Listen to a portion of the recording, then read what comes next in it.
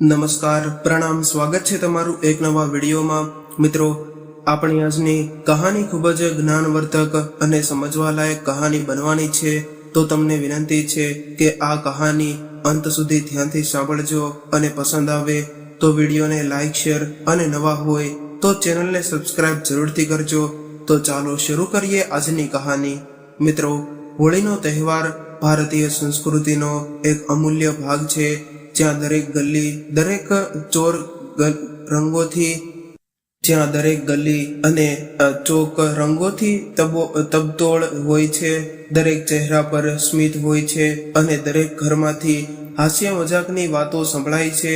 આ એ દિવસ હોય છે જ્યારે લોકો તેમની બધી પરેશાનીઓ ભૂલીને એકબીજાને રંગ લગાવે છે અને એ સંદેશ આપે છે કે જીવન પણ એક ઉત્સવની જેમ છે, જેમાં આપણે ખુશીઓ વહેંચીને જીવવું જોઈએ।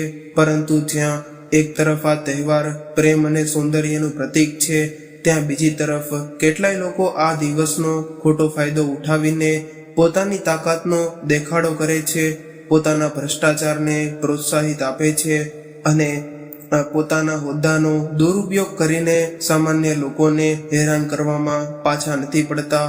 આ વાર્તા પણ એવા જ એક દિવસની છે જ્યારે હોળીનો દિવસ માહોલ કેટલાય ભ્રષ્ટ પોલીસ કર્મચારીઓની ગંદી માનસિકતાને કારણે એક ભયાનક ઘટનામાં બદલાઈ ગયો। આ વાર્તા એક નીડર અને ઈમાનદાર મહિલા અધિકારીની છે, જેમની ફરજ અને આત્મસન્માન કોઈ પણ પડકારથી મોટા હતા। ડીએમ સાહેબ, જેઓ તેમના વહીવટી કૌશલ્ય અને કડક શિસ્ત માટે જાણીતા હતા, આજે કોઈ પણ દેખાડા વગર, કોઈ પણ સરકારી સુરક્ષા વગર સાદા કપડામાં તેમની સ્કૂટી પર સવાર થઈને તેમના પિયર જઈ રહ્યા હતા, જ્યાં તેમને હોળીના આમંત્રણ પર બોલાવવામાં આવ્યા હતા। સામાન્ય દિવસોમાં તેમની ગાડીની આગળ પાછળ સુરક્ષા ગાર્ડ્સ હોય છે, પરંતુ આજે તેમણે નક્કી કર્યું કે તેઓ સામાન્ય લોકોની જેમ આ સફરનો આનંદ માણશે અને તેમની સ્વતંત્રતાનો અનુભવ કરશે। તેમના ચહેરા પર હળવો ગુલાલ લાગેલો હતો, સફેદ સૂતરનો કુર્તો અને વાદળી જીન્સ પહેરીને તેઓ એક સામાન્ય મહિલાની જેમ દેખાતા હતા, જેથી કોઈએ ઓળખી ન શકે। જેઓ જિલ્લાના સૌથી મોટા અધિકારી છે, તેમની સાથે તેમની એક સહેલી પણ હતી, જે પાછળ બેઠી હતી અને બંને રસ્તામાં હોળીના મજેદાર કિસ્સાઓ સંભળાવતા હસી રહ્યા હતા। જેમ જેમ સ્કૂટી આગળ વધી રહી હતી, રસ્તામાં બાળકો પિચકારીઓથી રંગ ઉડાડી રહ્યા હતા, ઢોલ નગાડાનો ગુંજારો વાતાવરણને વધુ અને બંને રસ્તામાં હોળીના મજેદાર કિસ્સાઓ સંભળાવતા હસી રહ્યા હતા। જેમ જેમ સ્કૂટી આગળ વધી રહી હતી, રસ્તામાં બાળકો પિચકારીઓથી રંગ ઉડાડી રહ્યા હતા, ઢોલ નગારાનો ગુંજારો વાતાવરણને વધુ જીવંત બનાવી રહ્યો હતો અને લોકો એકબીજાના ગાલ પર ગુલાલ લગાવીને ભેટી રહ્યા હતા। આ નજારો જોઈને ડીએમ સાહેબાના ચહેરા પર પણ એક સુંદર સ્મિત આવી ગયું હતું, પરંતુ તેમને શું ખબર હતી કે થોડે દૂર એક એવો વળાંક આવવાનો છે જે તેમને તેમની પ્રામાણિક હિંમત અને કર્તવ્ય નિષ્ઠાની સૌથી કઠિન પરીક્ષા આપવી પડશે। ડીએમ સાહેબા તેમની સ્કૂટી પર ધીમે ધીમે આગળ વધી રહ્યા હતા। રસ્તાની બંને બાજુ હોળીની ઉજવણી કરતા લોકોને જોવું તેમને સારું લાગી રહ્યું હતું। હવામાં ગુલાલની મીઠી મીઠી સુગંધ હતી અને હળવી ઠંડી હવા તેમના ચહેરાને સ્પર્શી રહી હતી। તેમના મનમાં પિયર પહોંચીને પોતાના બાળકો સાથે તહેવાર ઉજવવાની ઉત્સુકતા હતી, પરંતુ જેવી તેમની સ્કૂટી એક કસ્બા પાસે પહોંચી, રસ્તાની બાજુમાં ઉભેલી એક પોલીસ ચોકી પર તેમની નજર પડી। ત્યાં ખાખી વર્દી પહેરેલા કેટલાય પોલીસ કર્મીઓ ઊભા હતા અને દરેક આવતા જતા વાહનોને રોકીને તેમની પાસેથી પૈસા વસૂલ કરી રહ્યા હતા। ડીએમ સાહિબાએ આ જોઈને થોડું વિચિત્ર લાગ્યું, પરંતુ તેમણે વધારે ધ્યાન ન આપ્યું અને તેમની સ્કૂટી આગળ વધારવા લાગ્યા। પરંતુ ત્યારે જ અચાનક એક ભારે ભરખમ શરીરવાળો, જાડી મૂછોવાળો દરોગા તેમની સામે આવી ગયો અને હાથ બતાવી આવીને તેમને રોકવાનો ઈશારો કર્યો. ડીએમ સાહેબાએ સંયમિત ભાવથી તેમની સ્કૂટી રોકી અને દરોગાએ તેમની ઉપરથી નીચે સુધી ઘોર્યા પછી તેમની કમર પર હાથ રાખીને અકડ ભરેલા અવાજમાં કહ્યું કે ક્યાં જઈ રહ્યા છો મેડમ? ડીએમ સાહેબાએ વિનમ્રતાથી જવાબ આપ્યો કે હું મારા પિયર જઈ રહી છું, હોળીનું આમંત્રણ મળ્યું છે.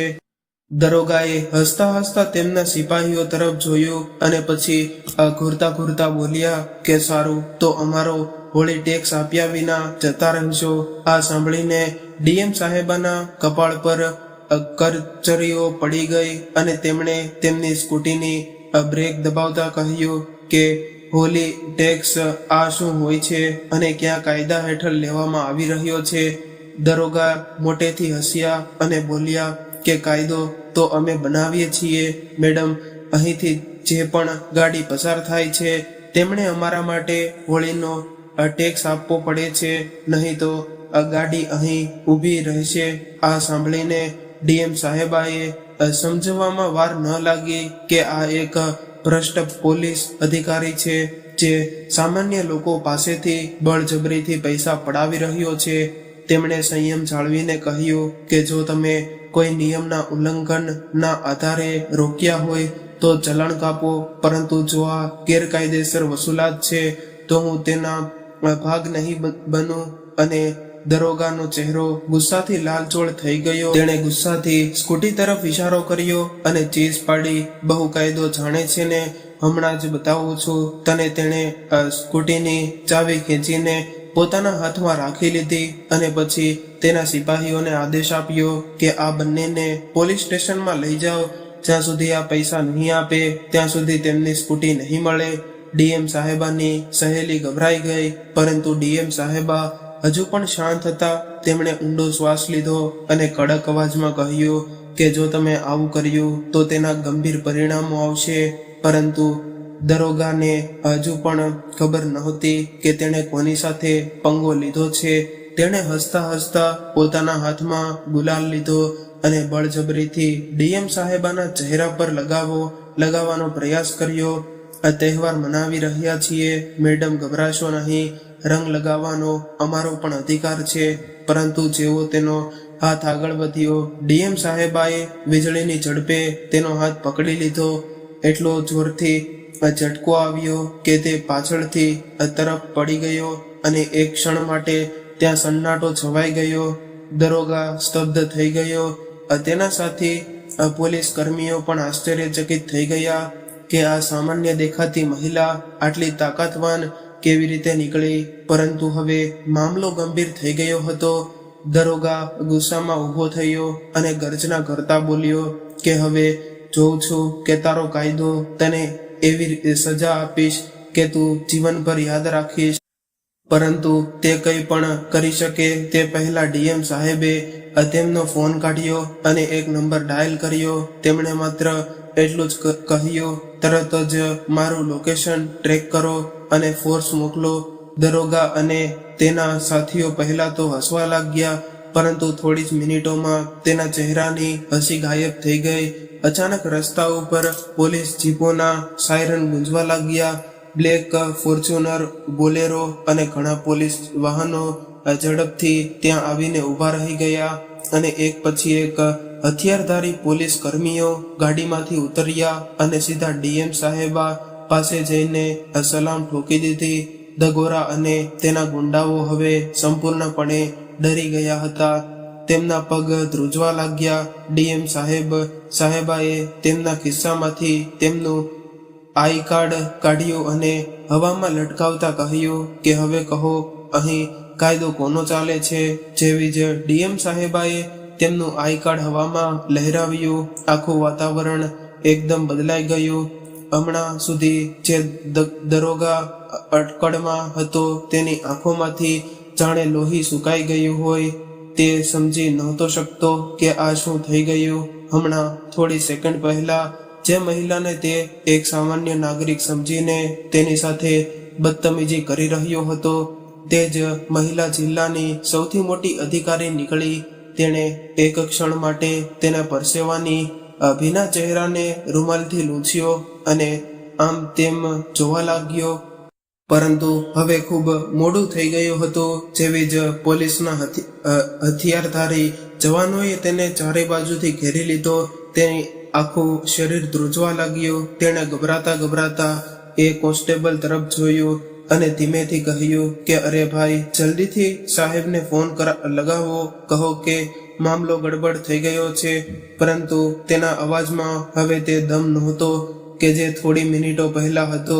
તેની અક્કડ હવે થઈ ગઈ હતી. બીજી તરફ ડીએમ સાહેબા હજુ પણ તે જ કડક અંદાજમાં ઊભા હતા. તેમનો ચહેરો ગુસ્સાથી લાલચોળ થઈ ગયો હતો, પરંતુ તેમના અંદરની ન્યાય, પ્રિયતા અને શિસ્ત હજુ પણ યથાવત હતી. તેમણે એક ડગલું આગળ વધારીને તેમના કડક શબ્દોમાં આદેશ આપ્યો, આ દરોગાને તરત જ કસ્ટડીમાં લેવામાં આવે. તેની સામે PSCની કલમો હેઠળ મહિલા પ્રત્યે અભદ્ર વર્તન અને બળજબરીથી વસૂલાત અને કાયદાનો દુરુપયોગ કરવાનો કેસ નોંધાવવામાં આવે. જેવા જ આ શબ્દો દરોગાના કાનમાં પડ્યા, તેને એવું લાગ્યું કે જાણે તેના પગ નીચેથી જમીન સરકી ગઈ હોય. તેણે હાથ જોડીને કહ્યું કે સાહેબા, મારી ભૂલ થઈ ગઈ છે. મને ખબર નહોતી કે તમે છો. પરંતુ ડીએમ સાહેબાએ તેની વાત વચ્ચે જ કાપી નાખી અને ગુસ્સાથી કહ્યું કે ભૂલ નથી, એક માનસિકતા છે. તમે દરરોજ ન જાણે કેટલા નિર્દોષ લોકો સાથે આવું કરતા હશો. આજ સુધી કોઈએ અવાજ ન ઉઠાવ્યો, પરંતુ હવે સમય બદલાઈ ગયો. દરોગા હવે સંપૂર્ણપણે ડરી ગયો હતો. તેને લાગી રહ્યું હતું કે જો આજે તેને ધરપકડ કરવામાં આવશે તો તેની આખી નોકરી જતી રહેશે, તેની બધી તાકાત ખતમ થઈ જશે અને જે લોકોના દમ પર તે અત્યાર સુધી ધાક જમાવતો હતો એ જ લોકો તેને ઓળખવાની ના પાડી દેશે. તેણે એક છેલ્લો પ્રયાસ કરતા કહ્યું, સાહેબા, જો તમે ઈચ્છો તો મામલો અહીં જ પતાવી શકે એમ છે. હું આખી જિંદગી તમારી સેવા કરીશ. પરંતુ ડીએમ સાહેબાને આવા ભ્રષ્ટ લોકોથી નફરત હતી. તેમણે એક ડગલું આગળ વધારતા કહ્યું કે તમારા જેવા લોકો જ પોલીસની છબીને બદનામ કરો છો. તમે લોકો એ ભૂલી જાઓ છો કે પોલીસનું અસલી કામ જનતાની સેવા કરવાનું છે, ના કે તેનું શોષણ કરવાનું. આ પછી તેમણે એક ઈશારો કર્યો અને તરત જ પોલીસ જવાનોએ દરોગાના હાથમાં હથકડીઓ પહેરાવી દીધી. ભીડમાં ઉભેલા લોકોએ આ નજારો જોયો તો તેમના ચહેરા પર એક શાંતિનું સ્મિત હતું. દરેક જણ જાણતું હતું કે આ દરોગા કેટલા ભ્રષ્ટ હતો, પરંતુ આજે પહેલીવાર કોઈએ તેમની સામે કડક કાર્યવાહી કરી હતી. દરોગાને જેવો જીપમાં બેસાડવામાં આવ્યો, તેના ચહેરાનો રંગ ઉડી ગયો હતો.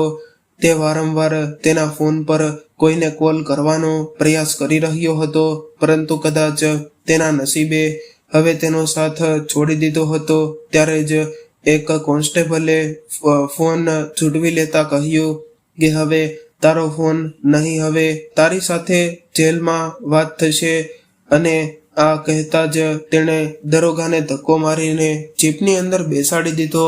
આ બધું જોઈને ત્યાં હાજર લોકો તાળીઓ પાડવા લાગ્યા. કોઈએ કહ્યું કે પહેલીવાર કોઈ અધિકારીએ સાચો ન્યાય કર્યો છે, તો કોઈએ બૂમ પાડી અને બાકીના ભ્રષ્ટ લોકો પણ ડરશે. પરંતુ આ માત્ર શરૂઆત હતી. ડીએમ સાહેબા જાણતા હતા કે ભ્રષ્ટાચાર માત્ર એક દરોગા સુધી સીમિત નથી. તેમણે તરત જ તેમની ઓફિસમાં કોલ કર્યો અને કહ્યું કે આખા પોલીસ સ્ટેશનની તપાસ થવી જોઈએ. જુઓ કે બીજા કેટલા લોકો તેમાં સામેલ છે. આગામી થોડા જ કલાકોમાં આ સમાચાર આખા જિલ્લામાં આગની જેમ ફેલાઈ ગયા. અખબારો, ન્યૂઝ ચેનલો અને સોશિયલ મીડિયા પર હેડલાઇટ બની ચૂકી હતી. ડીએમ સાહેબે ભ્રષ્ટ દરોગાને વચ્ચે રસ્તા પર ધરપકડ કરી. આ ઘટનાને સમગ્ર પોલીસ વિભાગમાં ખળભળવા મચાવી દીધો હતો. પરંતુ વાર્તા હજુ પૂરી થઈ નથી. આ તો માત્ર શરૂઆત હતી. દરોગાને હથકડીઓમાં જોવો માત્ર ભીડ માટે જ નહીં, પરંતુ ત્યાં ઉભેલા તે પોલીસ કર્મીઓ માટે પણ એક આંચકો હતો. જેઓ અત્યાર સુધી તેના ઈશારા પર નાચતા હતા. કેટલાય કોન્સ્ટેબલ તેમની ટોપીને માથા પર ઠીક કરવા લાગ્યા. કેટલાય તેમની વર્દીની કરચલીઓ ઠીક કરવા રહ્યા હતા અને કેટલાય એવા ઊભા હતા જાણે તેમના પગ નીચેથી જમીન સરકી ગઈ હોય. કોઈકે ક્યારેય પણ વિચાર્યું નહોતું કે જે દરોગાની હૈસિયત આખા વિસ્તારમાં ફેલાયેલી હતી તે આ રીતે શરેઆમ અપમાનિત થશે, તે પણ એક મહિલા અધિકારીના હાથે. પરંતુ આ કોઈ સામાન્ય મહિલા નહોતી, આ ડીએમ સાહેબા હતા, જે તેમની પ્રામાણિકતા અને કડક નિર્ણયો માટે જાણીતા હતા. તેમણે ક્યારેય અન્યાય સહન કર્યો નહોતો અને આજે પણ તેમણે તે જ કર્યું જે સાચું હતું. પરંતુ આ લડાઈ હજુ સુધી પૂરી નહોતી થઈ. આ લડાઈ માત્ર એક ભ્રષ્ટ દરોગાની ધરપકડ નહોતી. આ લડાઈને વિચારસરણી સામે હતી, જે સરકારી હોદ્દાનો ઉપયોગ કરીને સામાન્ય જનતાને લૂંટવા માટે કરવામાં આવે છે. સીએમ સાહેબાએ ભીડ તરફ જોયું, જ્યાં કેટલાય લોકો હજી પણ ડરેલા હતા. તેમણે તેમના મજબૂત અવાજમાં કહ્યું કે જો ક્યારેય કોઈ પોલીસવાળો, કોઈ સરકારી અધિકારી અથવા તો કોઈ શક્તિશાળી વ્યક્તિ તમારી પાસેથી ગેરકાયદેસર રીતે પૈસા માંગે તો ડરશો નહીં. તેની ફરિયાદ કરો, તેનો વિડીયો બનાવો અને સરકાર સુધી અવાજ પહોંચાડો. કારણ કે જ્યાં સુધી તમે ડરશો, આ ભ્રષ્ટ લોકો તમને લૂંટતા રહેશે. ભીડમાં ઉભેલા દરેક વૃદ્ધ માણસે ધ્રુજતા અવાજે કહ્યું કે દીકરી, અમે તો હંમેશા ડરતા રહ્યા છીએ.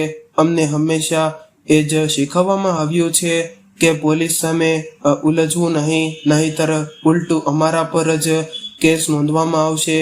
આ સાંભળીને ડીએમ સાહેબે ઊંડો શ્વાસ લીધો અને આગળ વધીને તે વૃદ્ધોનો હાથ પકડ્યો અને કહ્યું કે હવે આ ડર ખતમ કરવાનો સમય આવી ગયો છે. જો એક પણ ખોટો અધિકારી તમને હેરાન કરે તો સીધી મારી ટીમને જાણ કરો. હવે કોઈ પણ તમારા અવાજને દબાવવાનો પ્રયાસ નહીં કરી શકે.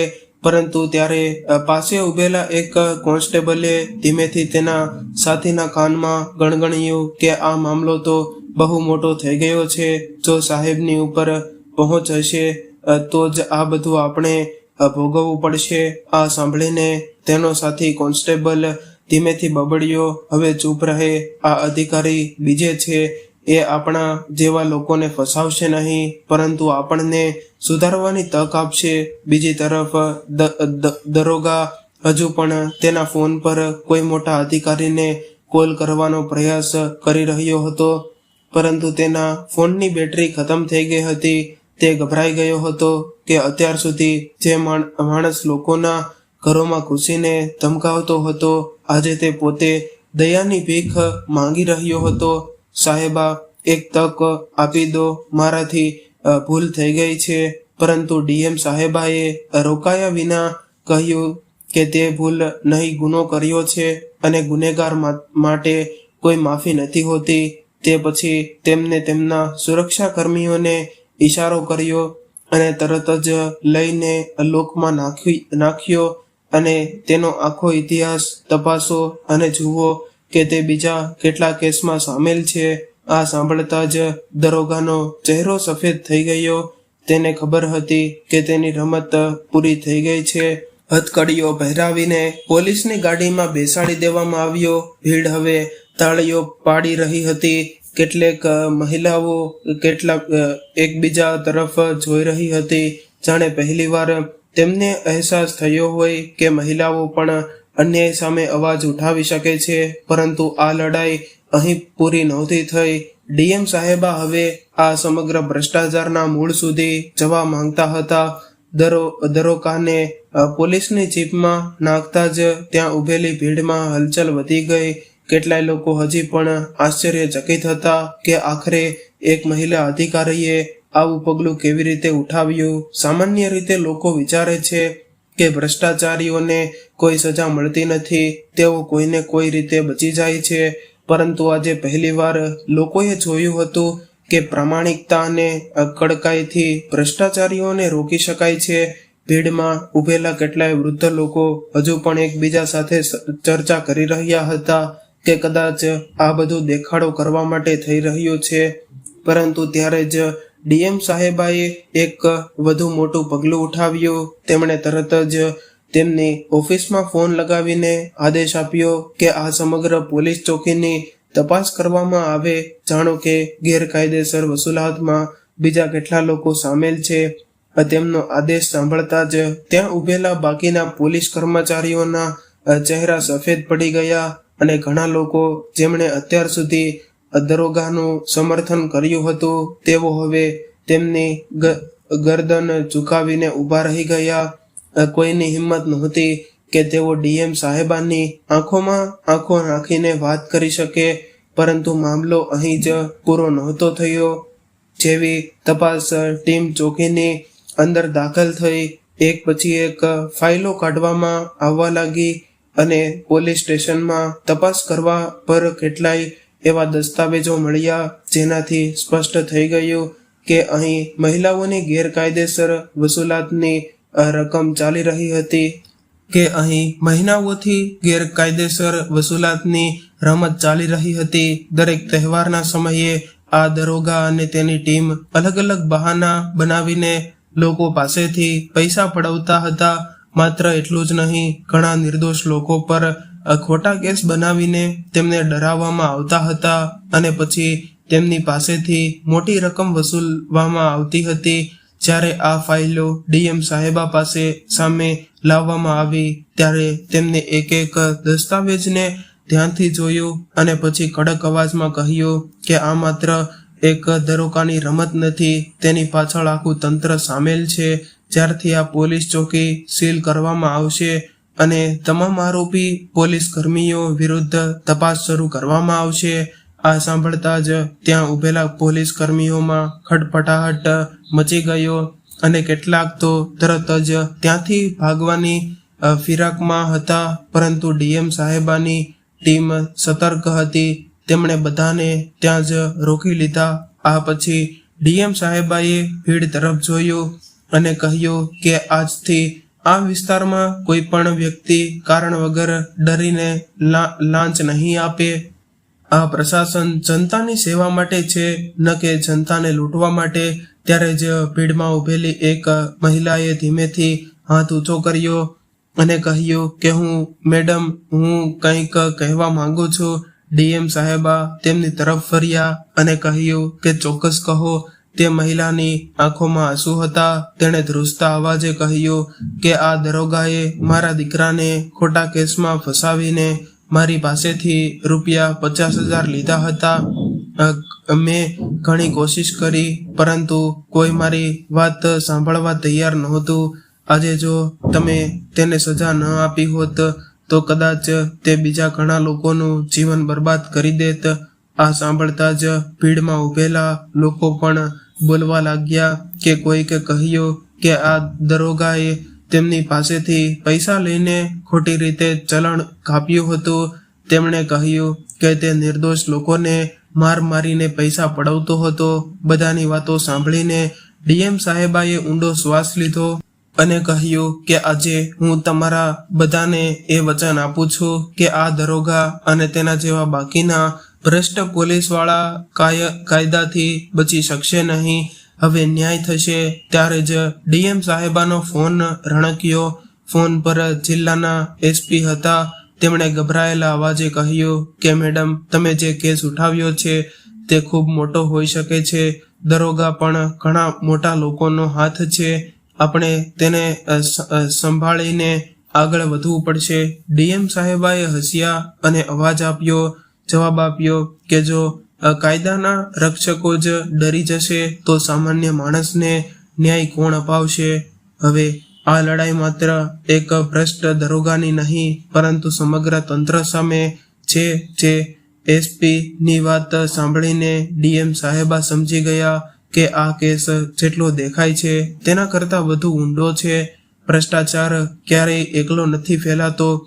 તેની પાછળ હંમેશા એક આખું તંત્ર હોય છે જે તેને પ્રોત્સાહન આપે છે અને તેને બચાવવા માટે દરેક શક્ય પ્રયાસ કરે છે.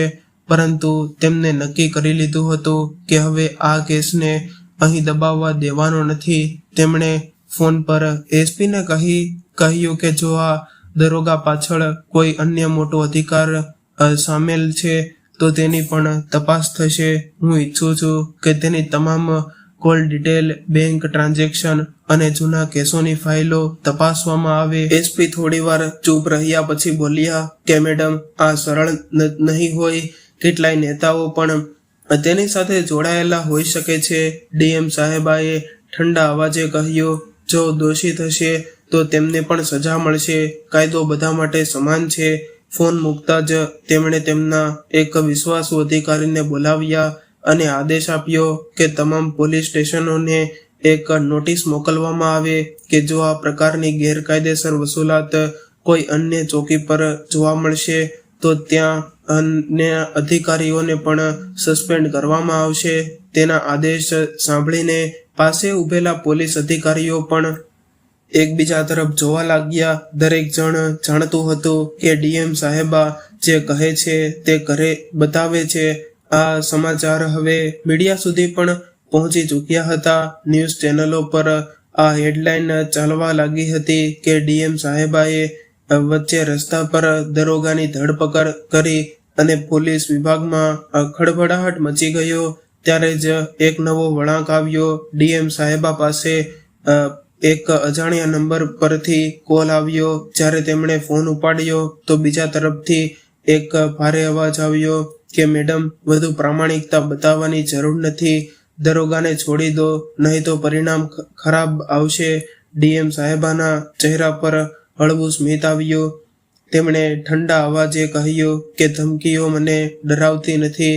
જે કરવું હોય તે કરી લ્યો. અને તેમણે ફોન કાપી નાખ્યો. એ સ્પષ્ટ હતું કે આ કેસના તાર ખૂબ જ ઉપર સુધી જોડાયેલા હતા. હવે આ લડાઈ માત્ર એક ભ્રષ્ટ પોલીસ અધિકારીની ધરપકડની નહોતી. આ લડાઈ સમગ્ર તંત્રને સાફ કરવાની હતી.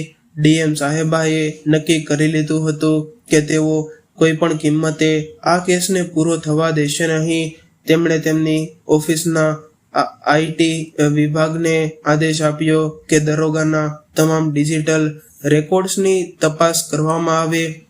થોડી જ વારમાં એક ચોંકાવનારી વાત સામે આવી કે દરોગાના બેંક ખાતામાં દર મહિને લાખો રૂપિયા ટ્રાન્ઝેક્શન કરવામાં આવી રહ્યા હતા અને આ પૈસા અનેક અલગ અલગ સરકારી વિભાગોમાંથી આવી રહ્યા હતા.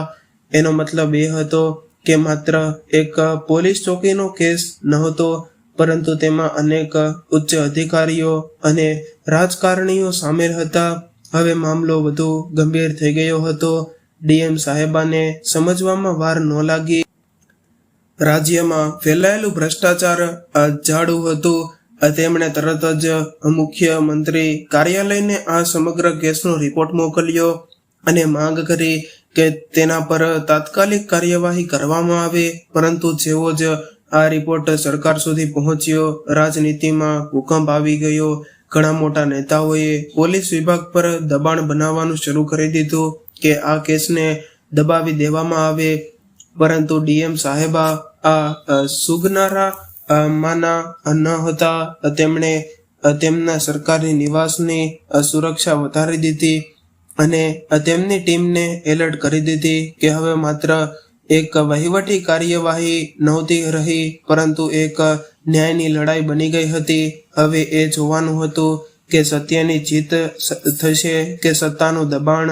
રાજનીતિમાં ભૂકંપ આવી ગયો હતો અને ડીએમ સાહેબાએ ઉઠાવેલા પગલાંથી ઘણા મોટા અધિકારીઓ અને નેતાઓના હિતો જોખમમાં મુકાઈ ગયા હતા. તેમને ડર હતો કે જો આ કેસની ઊંડાણપૂર્વક તપાસ થઈ તો માત્ર પોલીસ વિભાગમાં જ નહીં, પરંતુ રાજકીય ગલીઓના ઘણા મોટા નામો પણ ખુલ્લા પડી જશે.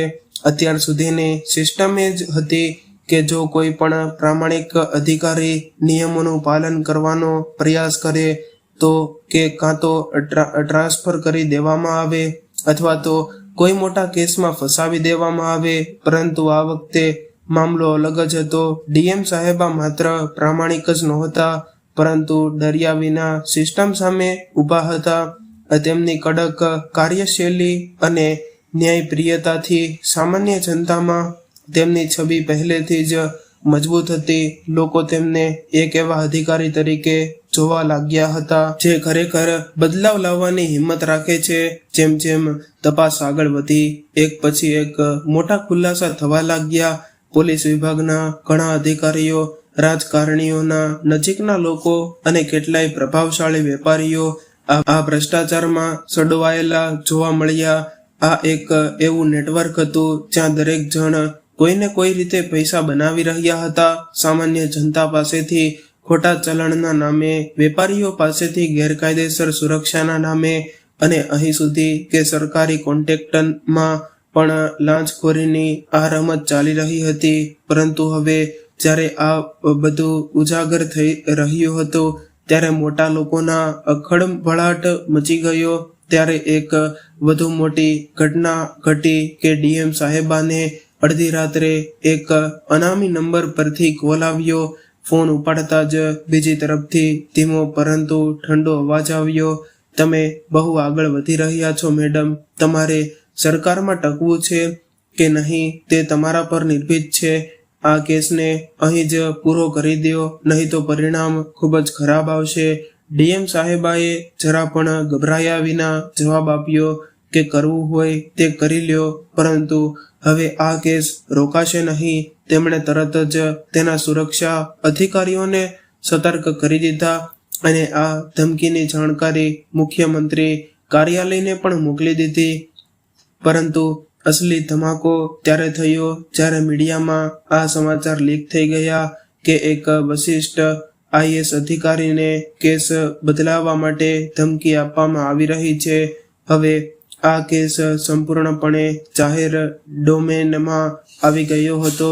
દરેક ન્યૂઝ ચેનલ, દરેક સોશિયલ મીડિયા પ્લેટફોર્મ પર માત્ર એક જ નામ ગુંજી રહ્યું હતું, ડીએમ સાહેબા વિરુદ્ધ ભ્રષ્ટાચાર. હવે સરકાર પાસે બે જ રસ્તા હતા. કાં તો આ કેસને સંપૂર્ણપણે રદ કરી દેવામાં આવે અને ડીએમ સાહેબાની બદલી કરી દેવામાં આવે, અથવા તો તેમની તપાસને સંપૂર્ણ સમર્થન આપવામાં આવે. પરંતુ સરકારને પણ અહેસાસ થઈ ગયો હતો કે જો તેમણે પ્રામાણિક અધિકારી સામે કોઈ પગલું ભર્યું તો જનતા ભડકી શકે છે. હવે જનતા પણ જાણી ચૂકી હતી કે આ લડાઈ માત્ર એક દરોગાની ધરપકડની નથી, પરંતુ સમગ્ર તંત્ર સામે હતી. ડીએમ સાહેબા હવે રાજનીતિ, વહીવટ અને અપરાધના ગઠબંધન સામે સૌથી મોટી લડાઈ લડવાના હતા. ડીએમ સાહેબાને એ વાતનો પૂરો અહેસાસ થઈ ગયો હતો કે હવે આ માત્ર એક પોલીસ અધિકારીના ભ્રષ્ટાચારનો કેસ નથી રહ્યો, પરંતુ આ સમગ્ર તંત્રની સંધાળને ઉજાગર કરવાની લડાઈ બની ગઈ હતી. તેમને તેમના વરિષ્ઠ અધિકારીઓ તરફથી પણ કોઈ ખાસ સમર્થન મળી નહોતું રહ્યું. કેટલાય મોટા અધિકારીઓ પોતાને આ કેસથી દૂર કરવા માંગતા હતા, તો કેટલાય ઈચ્છતા હતા કે તેઓ સમાધાન કરી લે અને આ કેસને વધુ મહત્વ ન આપે. પરંતુ ડીએમ સાહેબાને તેમના આદર્શ પર પૂરો વિશ્વાસ હતો. તેમણે નક્કી કરી લીધું હતું કે હવે ભલે ગમે તેટલું દબાણ આવે, તેઓ પાછા નહીં હટે. તેઓ જાણતા હતા કે જો આજે તેમને સમાધાન કરી લીધું તો કાલે કોઈ અન્ય અપ્રામાણિક અધિકારી આ રીતે ભ્રષ્ટાચાર સામે ઊભા રહેતા પહેલા 100 વાર વિચારશે. આ દરમિયાન જિલ્લા વહીવટી તંત્રના કેટલાય ઉચ્ચ અધિકારીઓએ ડીએમ સાહેબા સાથે મુલાકાત કરી. તેઓ બધા ખૂબ ચિંતિત દેખાતા હતા. એક અધિકારીએ કહ્યું કે જુઓ, અમને તમારા કાયદા ઉપર પૂરો વિશ્વાસ છે, પરંતુ આ કેસ ખૂબ ઉપર સુધી જોડાયેલો છે. ઘણા મોટા નામો તેમાં સામેલ હોઈ શકે છે. જો તમે તેને આગળ વધારશો તો તે તમારી કારકિર્દી માટે પણ નુકસાનકારક હોઈ શકે છે. સરકારના કેટલાય લોકો આ કેસને દબાવવા માંગે છે. જો તમે ઈચ્છો તો તમે તેને અહીં જ રોકી શકો છો. ડીએમ સાહેબા તેમની વાતો સાંભળી, પરંતુ તેમની આંખોમાં એક અતૂટ સંકલ્પ હતો. તેમણે ધીમેથી કહ્યું કે જો કાયદા રક્ષકો જ ડરીને પોતાની ફરજથી પાછા હટી જશે તો પછી અસામાન્ય માણસ ન્યાયની અપેક્ષા કોની પાસેથી રાખશે? તેમના અવાજમાં એવી દ્રઢતા હતી કે તે અધિકારીઓ પાસે કોઈ જવાબ નહોતો, પણ મુશ્કેલીઓ વધવાની હતી. તે જ રાત્રે ડીએમ સાહેબાના સરકારી નિવાસ સ્થાનની બહાર એક શંકાસ્પદ કાળી ગાડી આવીને ઊભી રહી અને સુરક્ષામાં તૈનાત ગાર્ડે તરત જ સતર્કતા વધારી દીધી. પરંતુ થોડી સેકન્ડ માટે તે ગાડીમાંથી 2 લોકો ઉતર્યા અને દિવાલ પર એક ધમકીભર્યો પત્ર ચોંટાડીને ચાલ્યા ગયા. જ્યારે ડીએમ સાહેબાના સુરક્ષા કર્મીઓએ તે પત્ર ઉપાડ્યો હતો, તેમાં માત્ર એટલું જ લખ્યું હતું કે જો તમારે જીવ બચાવવો હોય તો આ કેસ બંધ કરી દો. આગલી વખતે દિવાલ પર માત્ર પત્ર નહીં પરંતુ બીજું પણ હશે. ડીએમ સાહેબાને જેવી જ આ ધમકી વિશે ખબર પડી, તેમણે તરત જ તમામ સુરક્ષા એજન્સીઓને એલર્ટ કરી દીધી અને તેમણે આ કેસની માહિતી સીધી રાજ્યના ગૃહમંત્રી સુધી પહોંચાડી અને એ સ્પષ્ટ કહી દીધું કે હવે કેસમાં માત્ર ભ્રષ્ટાચારનો નથી પરંતુ એક પ્રામાણિક અધિકારી વિરુદ્ધ કાવતરું રચવાનો બની ગયો છે. આ વખતે સરકાર પાસે પણ કોઈ રસ્તો નહોતો. જો તેઓ આ કેસને દબાવવાનો પ્રયાસ કરે તો જનતામાં ખોટો સંદેશો જાય. હવે આખું વહીવટી તંત્ર સતર્ક થઈ ગયું હતું, પરંતુ ડીએમ સાહેબાને એ અંદાજ નહોતો કે આગામી થોડા કલાકોમાં તેમના જીવનના સૌથી ખતરનાક કલાકો સાબિત થવાના હતા. રાતનો સમય હતો, ચારે તરફ સન્નાટો છવાયેલો હતો. ડીએમ સાહેબા બાદ તેમના સરકારી નિવાસસ્થાનમાં બેસીને તે ફાઇલ જોઈ રહ્યા હતા, જેમાં દરોગા અને તેના ભ્રષ્ટાચારના તાર જોડાયેલા હતા. તેમની પાસે હવે આખા નેટવર્ક વિરુદ્ધ પાકા પુરાવા હતા. તેઓ સારી રીતે જાણતા હતા કે જો આ રિપોર્ટ સરકાર સુધી પહોંચી ગયો તો ઘણા મોટા ચહેરાઓનો પરથી નકાબ હટી જશે. પરંતુ તેઓ એ વાતની પણ વાકેફ હતા કે તેમના દુશ્મનોએ હવે તેમને ખતમ કરવાનો નિર્ણય કરી લીધો છે. આ માત્ર એક વહીવટી લડાઈ નહોતી, આ હવે તેમના જીવન અને મરણનો સવાલ બની ગયો હતો.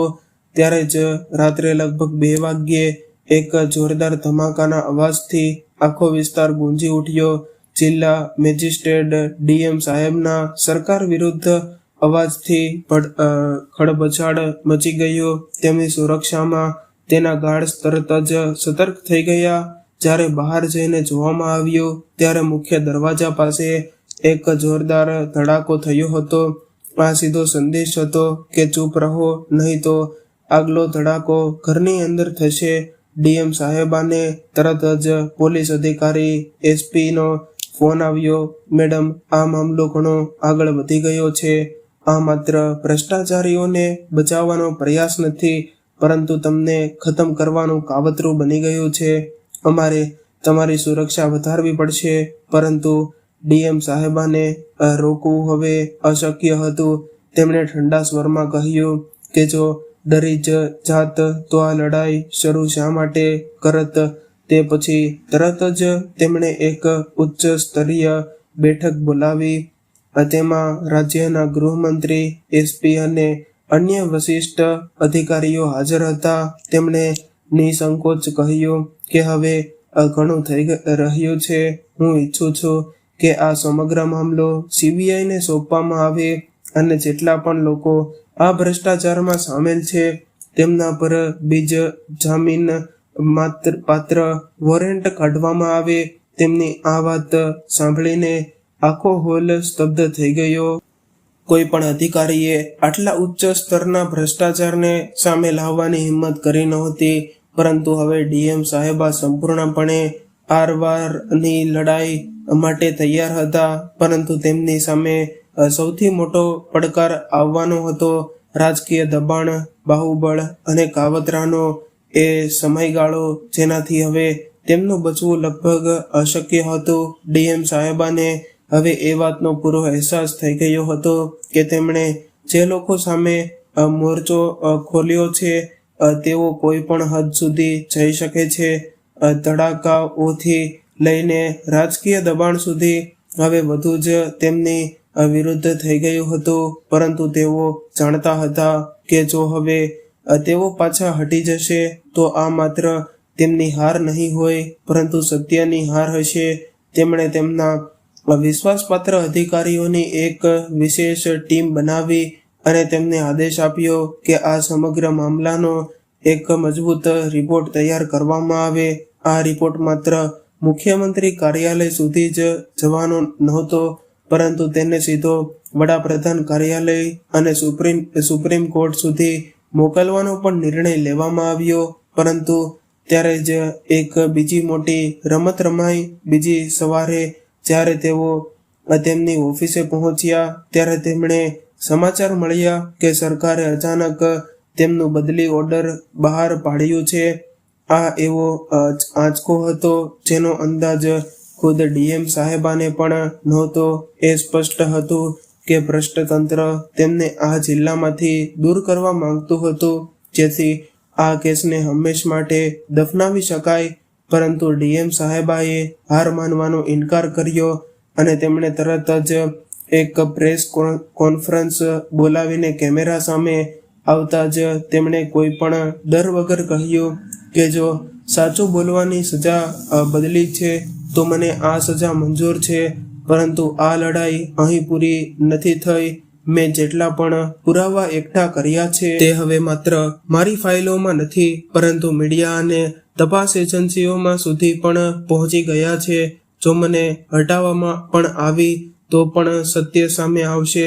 તેમનું આ નિવેદન સમગ્ર દેશમાં આગની જેમ ફેલાઈ ગયું. સોશિયલ મીડિયા પર જસ્ટિસ ફોર ડીએમ એન્ડ અથવા લાગ્યું અને જનતા તેમના સમર્થનમાં ઉતરી આવી. જગ્યાએ પ્રદર્શનો થવા લાગ્યા અને સરકાર માટે પણ આ મામલાને દબાવવાનું સરળ નહોતું. આખરે સુપ્રીમ કોર્ટે આ મામલામાં સંજ્ઞાન લીધું અને સમગ્ર પોલીસ વિભાગમાં મોટા સ્તરે તપાસના આદેશ આપ્યા. એ ભ્રષ્ટ દરોગા જેણે ડીએમ સાહેબાને રોકવાની હિંમત કરી હતી હવે જેલમાં હતો. આ અન્ય અધિકારીઓને સસ્પેન્ડ કરવામાં આવ્યા હતા અને સૌથી મોટી જીત એ હતી કે રાજકીય દબાણ પણ આ સત્યને રોકી શકે નહીં. ડીએમ સાહેબાએ આ લડાઈ એકલા જીતી નહોતી. આ જીત દરેક વ્યક્તિની હતી જેણે ભ્રષ્ટાચાર સામે અવાજ ઉઠાવવાની હિંમત દર્શાવી. એ સાબિત થઈ ગયું હતું કે જો ઈરાદા મજબૂત હોય તો કોઈ પણ તાકાત સત્યને રોકી નહોતી શકતી. મિત્રો, આ સાથે આપણી આજની કહાની અહીંયા પૂર્ણ થાય છે. જો તમને અમારી આ કહાની પસંદ આવી હોય તો ચેનલને સબસ્ક્રાઇબ કરવાનું ભૂલશો નહીં. અને જે મિત્રોએ હજુ સુધી જો વિડીયોને લાઈક ન કર્યો હોય તો લાઈક કરી દેજો અને આ વિડીયોને શેર પણ કરી દેજો. આ સાથે કોમેન્ટ બોક્સમાં હર હર મહાદેવ, જય શ્રી કૃષ્ણ લખવાનું ભૂલશો નહીં. ફરી મળીશું એક નવી કહાની સાથે. ત્યાં સુધી સૌને મારા જય શ્રી કૃષ્ણ.